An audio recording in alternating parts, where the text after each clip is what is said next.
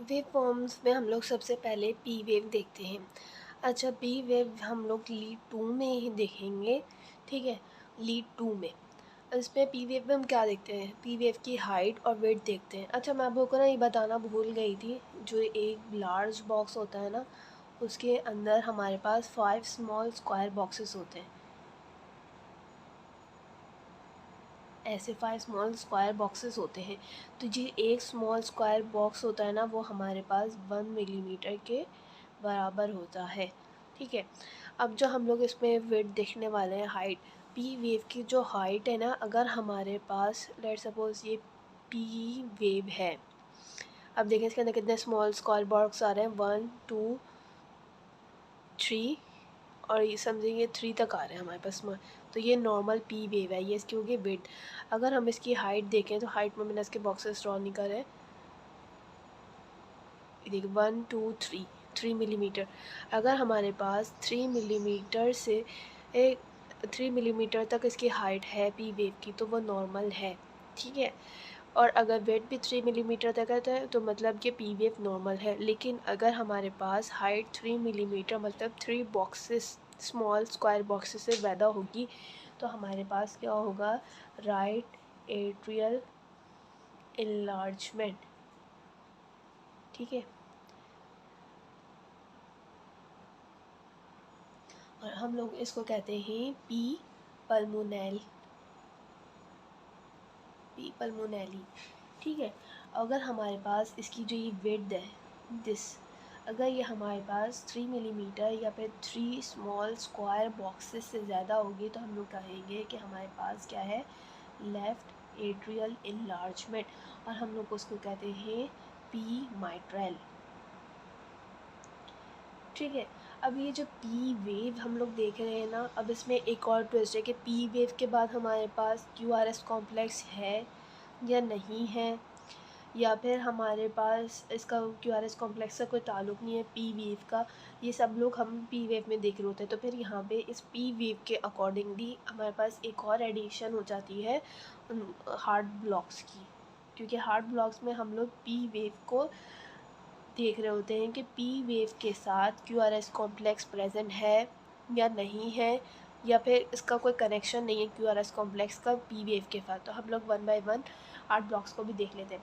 Hard block हम लोग basically कैसे डिफाइन करते हैं कि electrical impulse A V node पे डिस्टर्ब हो गई है। हमने कहा था ना पहले, इलेक्ट्रिकल इम्पल्स कैसे जनरेट होती है, ऐसे नोड से ए वी नोड में आती है, उसके बाद बंडल ऑफ हिस में जाती है, उसके बाद परकंजी फाइबर्स में जाती है, ठीक है।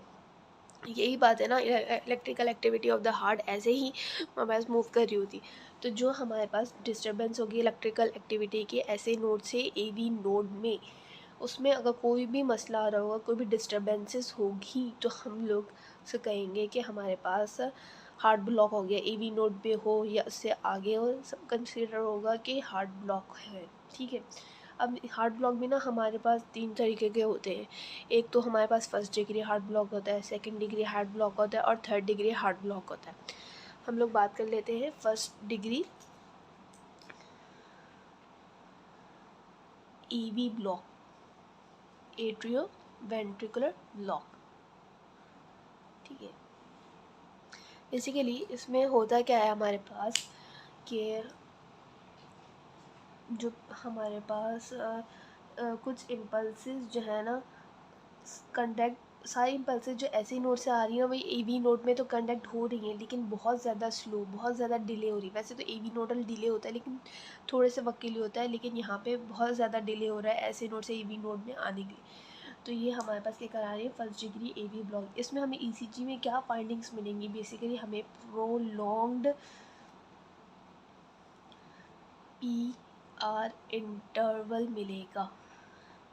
पी आर इंटरवल की भी बात मैं ब्लॉक्स के बाद करूँगी, ठीक है। हमने पहले देख लिया कि बहुत प्रोलॉन्ग पी आर इंटरवल मिलेगा, मतलब कि हमारे पास more than 5 small square boxes मिलेंगे, more than 5 small square boxes, या फिर आप इसको कह लें कि हमारे पास ये 0.2 सेकेंड से ज़्यादा होगा पी आर इंटरवल का टाइम पीरियड 0.2 सेकेंड से ज़्यादा होगा। अच्छा, जो हमने एक बात कही थी ना यहाँ पे, ये कि 1 स्मॉल स्क्वायर बॉक्स 1 मिलीमीटर के बराबर होता है, ठीक है, ये तो हमने इसकी वोल्टेज की बात की, मिलीमीटर की बात करी। लेकिन अगर हम लोग मिलीमीटर की बात करें, इसकी डिस्टेंस की बात करें, अगर हम ये कहें कि एक स्मॉल स्क्वायर बॉक्स का टाइम पीरियड क्या है, एक स्मॉल स्क्वायर बॉक्स का टाइम पीरियड हमारे पास होता है 0.04 सेकेंड्स, ठीक है। अब बिग स्क्वायर में हमारे पास कितने होते हैं, बिग स्क्वायर में हमारे पास 5 स्मॉल स्क्वायर बॉक्सेस होते हैं, तो हम इसको मल्टीप्लाई कर देते हैं 5 से, तो हमारे पास एक लार्ज बॉक्स में कितने होंगे, 0.2 सेकेंड। स्मॉल एक लार्ज बॉक्स, स्क्वायर बॉक्स हमारे पास कितने सेकेंड का होगा, 0.2 सेकेंड्स का। तो पी आर इंटरवल में क्या होता है, प्रोलॉन्ग हो जाता है, 0.2 सेकेंड से ज़्यादा टाइम पीरियड हो जाता है पी आर इंटरवल का, या इसको कहें 5 स्मॉल स्क्वायर बॉक्सेस से ज़्यादा होगा, तो हम इसको कहेंगे कि first degree A V block है, ठीक है। और इसमें जो है ना क्या होता है कि जो पी वेव है, हर पी वेव जो है ना हमारे पास, हर पी वेव के बाद जो है Q R S complex present होगा।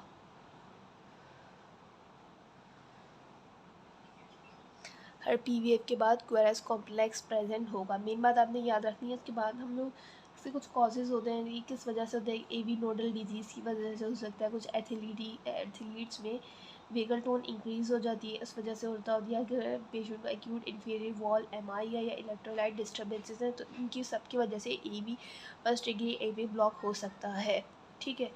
हम लोग second degree A V block की बात कर लेते हैं। Second degree A V block हमारे पास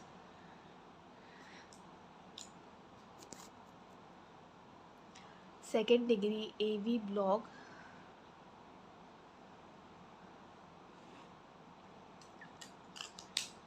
second degree A V block में क्या होता है, हमने first degree A V block में कहा कि ए वी नोडल डिले बहुत ज़्यादा हो रहा है। ऐसे नोड से ए वी नोड में इम्पल्सेस आ तो रही हैं, सारी आ रही हैं, लेकिन बहुत डिले हो रहा है, ठीक है, बहुत टाइम ले रहा है, तो हमने इसको कहा था कि हमारे पास ये है फर्स्ट डिग्री ए वी ब्लॉक। ऐसे second degree A V block में हमारे पास क्या होता है कि कुछ इम्पल्सेस कंडक्ट नहीं हो पाती। ए वी ब्लॉक में फर्स्ट डिग्री में सारी इम्पल्सेस आ रही थी, लेकिन बहुत डिले आ रही थी। सेकेंड डिग्री में कुछ इम्पल्सेस आ रही हैं और कुछ इम्पल्सेस ए वी नोड पे नहीं आ रही हैं, ठीक है। तो ये भी हमारे पास दो टाइप्स के होते हैं, एक को हम कहते हैं टाइप 1 और टाइप 2। टाइप 1 को हम लोग वेंकी बैक्स फिनोमिनन भी कहते हैं।